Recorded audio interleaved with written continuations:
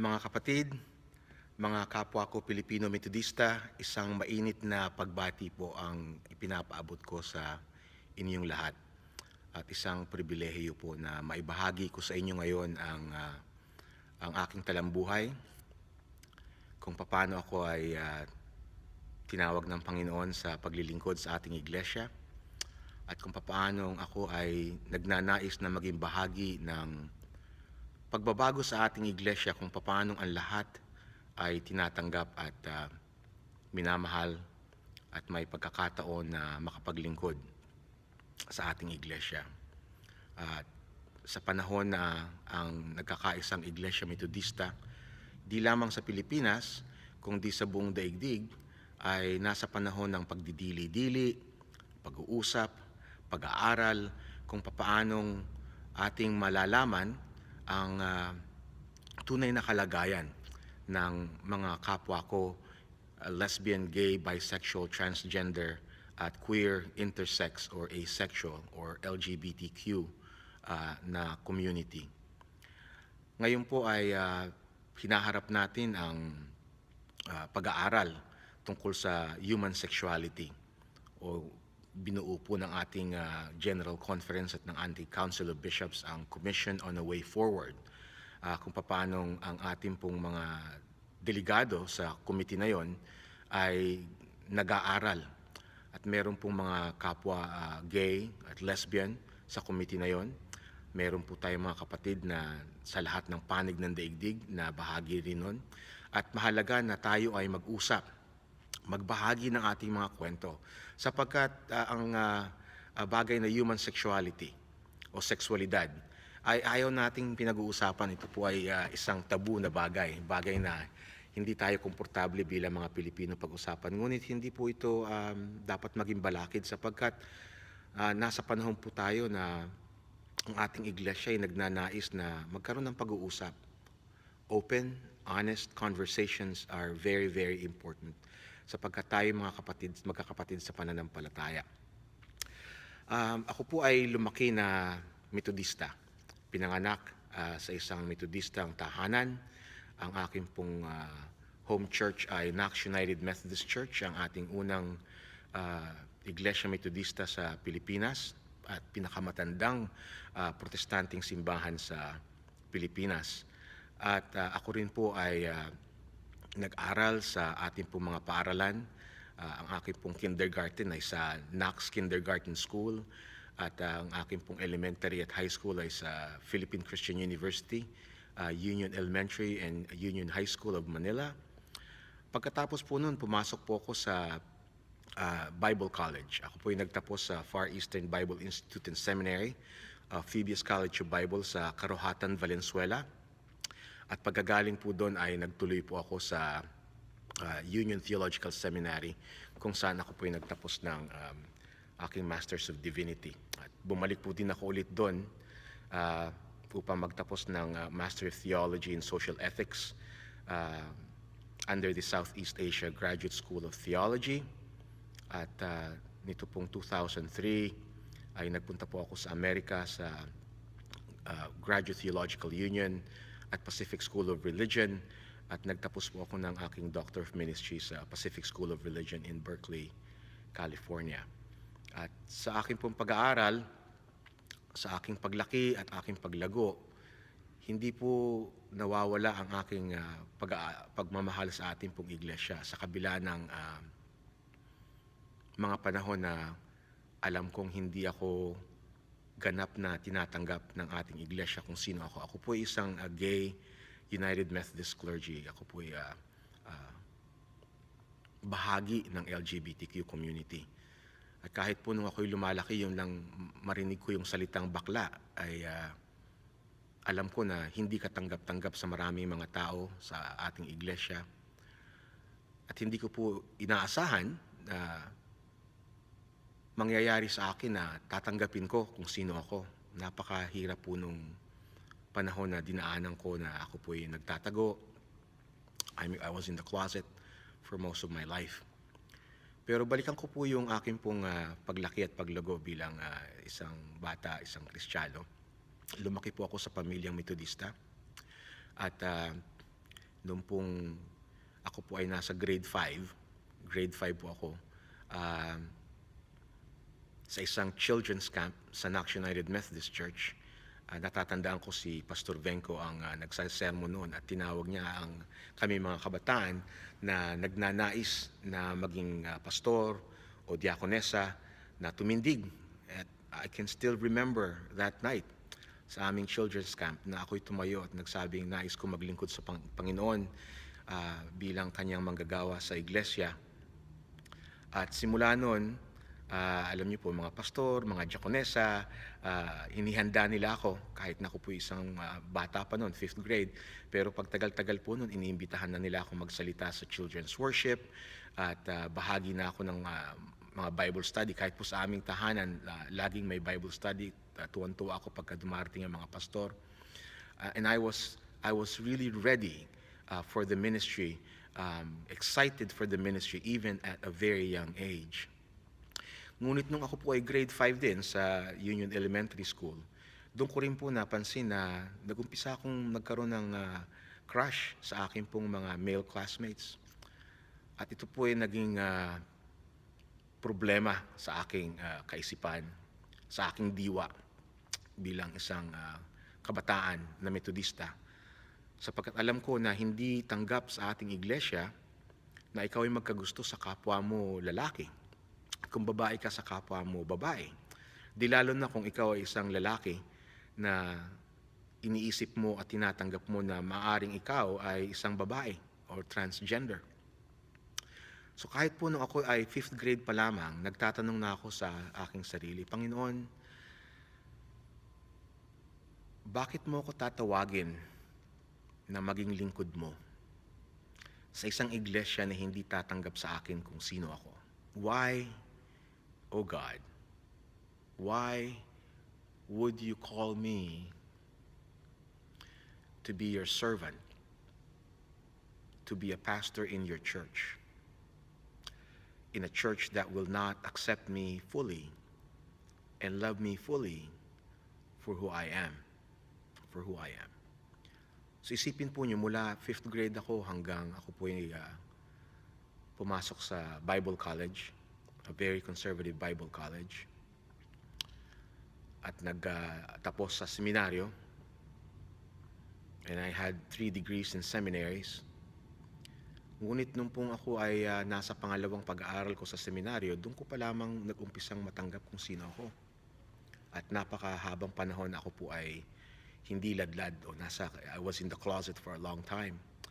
Pero natatandaan ko po nung lumalaki ako, nung ako po ay isang kabataan, kapag kami po ay mayroong family reunion, laging sinasabi sa akin ng mga tita at tito ko na kamag-anak namin na Katoliko, kapag family reunion namin, lagi silang lalapit sa akin, kahit bata pa lang ako, at bubulong sa akin na ako'y Katoliko. Sabi niya, Katoliko ka talaga. At hindi ko maintindihan kung bakit nila sinasabing Katoliko ako dahil lumaki akong Metodista. At alam nila na bata pa lang ako, gusto ko nang maging pastor na Metodista. Kaya tinanong ko tatay ko, sabi ko, Tay, bakit sabi ng tita, Katoliko daw ako? Pinaliwanag ngayon sa akin ng tatay ko na ako pala'y nabautismuhan ng 2 beses. Alam po niyo, hindi natin ginagawa yan bilang mga Metodista na magbautismo ng 2 beses, no? Nagtataka ko, paano nangyari na binautismuhan ako ng 2 beses? Sabi niya, alam mo ako, anak, kumberti ako Metodista at bago ako sa Knox United Methodist Church. Nakumberti ako Metodista. At nung nakilala ko ang nanay mo, Katoliko ang pamilya nila, Katoliko siya, at sa tradisyon naman natin mga Pilipino, ikakasal ka dun sa tradisyon ng asawa mo na babae. The religious tradition of your wife is Catholic. You get married in a Catholic church.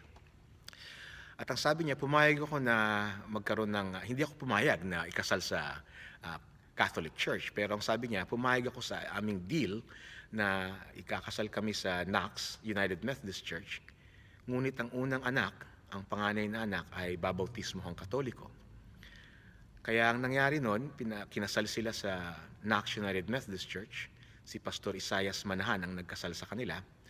At pagkatapos noon ay dinala ko ng tatay ko sa at ng pamilya niya sa Quiapo Catholic Church kung saan nandun ng Nazareno at binautismohan ako. So my first baptism was in a Catholic church. At sabi ng tatay ko, sekreto niya akong dinala sa isang Methodist church. Makalipas yung bautismo kong Katoliko, siguro after a few weeks, ay dinala niya ako sa Tangos United Methodist Church sa Navotas. At nabautismohan ako ulit sa Tangos United Methodist Church. Tangos is not my home church. Wala kaming pamilya doon.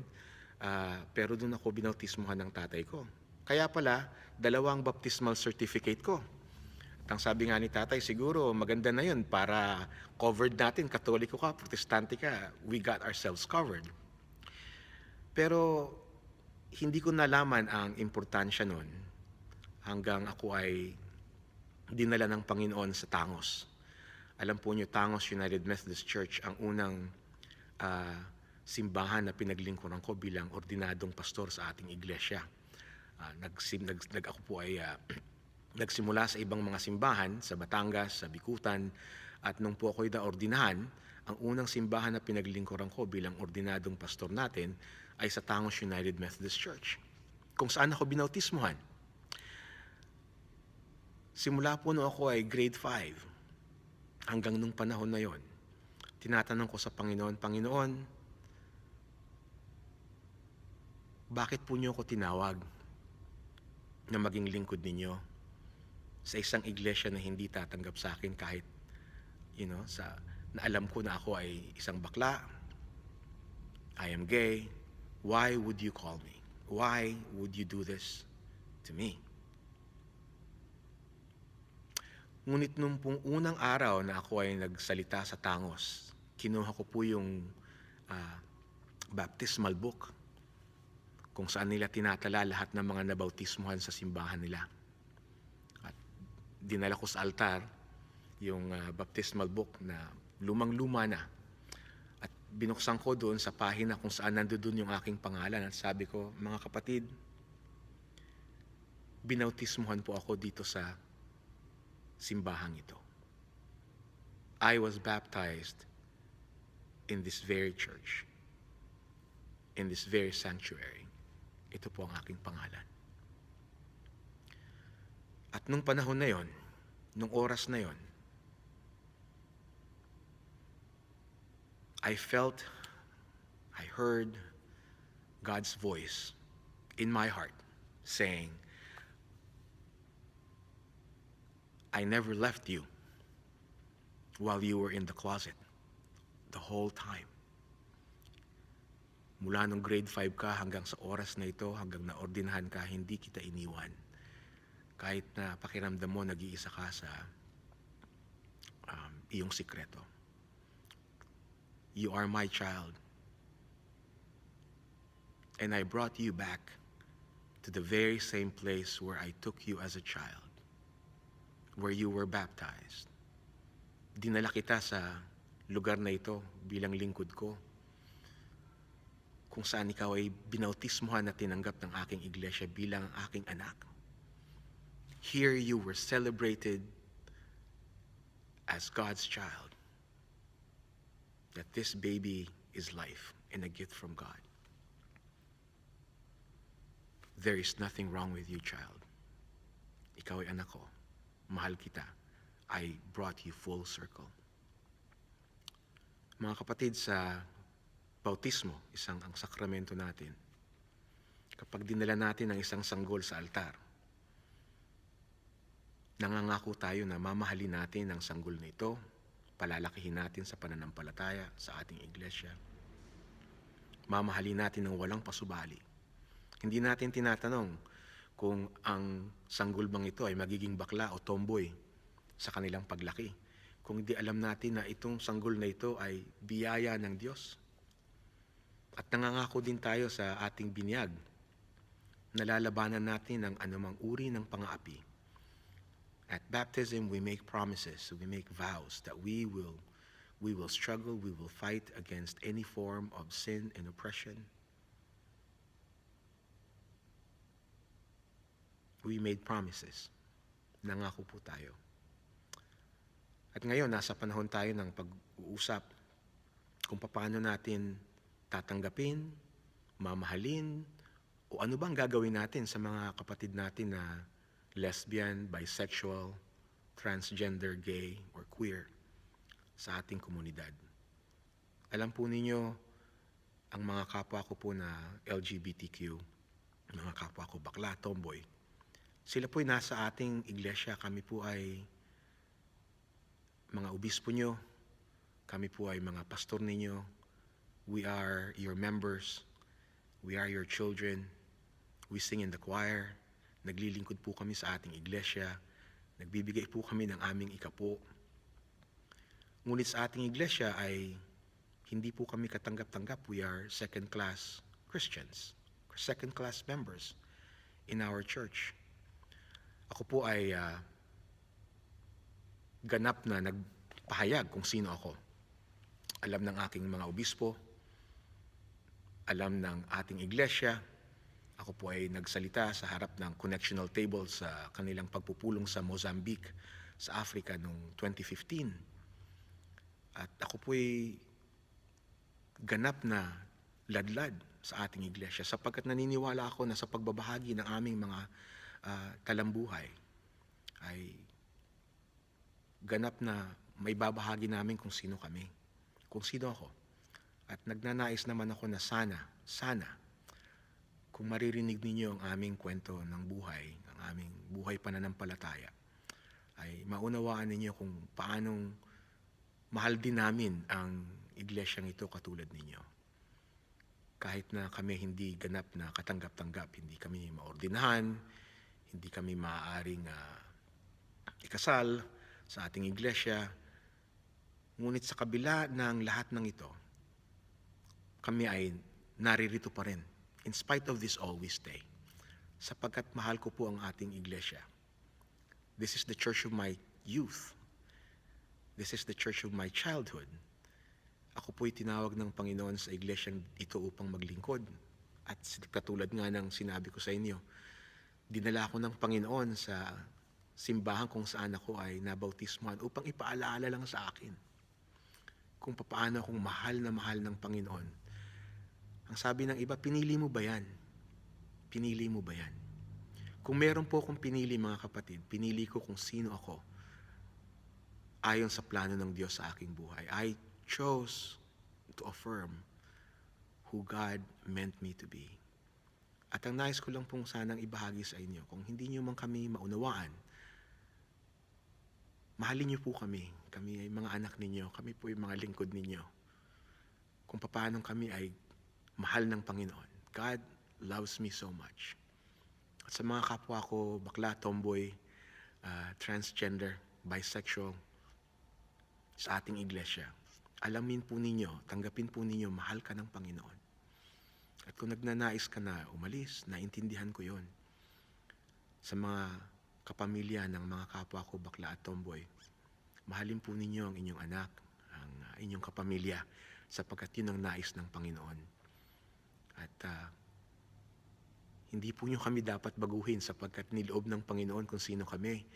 Kung pwede nga naming piliin kung sino kami, pipiliin po ba namin kung sino kami sa isang iglesia hindi tatanggap sa amin? This is not our choice, but the only choice I make is to accept who God made me to be. At sana ganun din po ang gawin niyo sa inyong mga mahal sa buhay, mga kaibigan, sapagkat kami, tayong lahat, ay anak ng Diyos. Tayong lahat ay nabautismuhan sa iglesyang ito. Walang tanong, walang pasubali, kung di alam nating ito na itong batang ito, itong sanggol na ito na ating binabautismuhan ay anak ng Diyos. All of us are children of God. All of us are loved of God. There should be no second-class members in our church.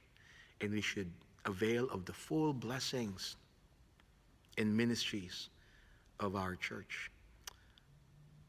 Salamat po sa pakikinig ninyo sa aking talambuhay at nawa po ito ay nakatulong sa inyo, sa inyong buhay pananampalataya, sa inyong pong pagdidili-dili at sa inyong pag-aaral.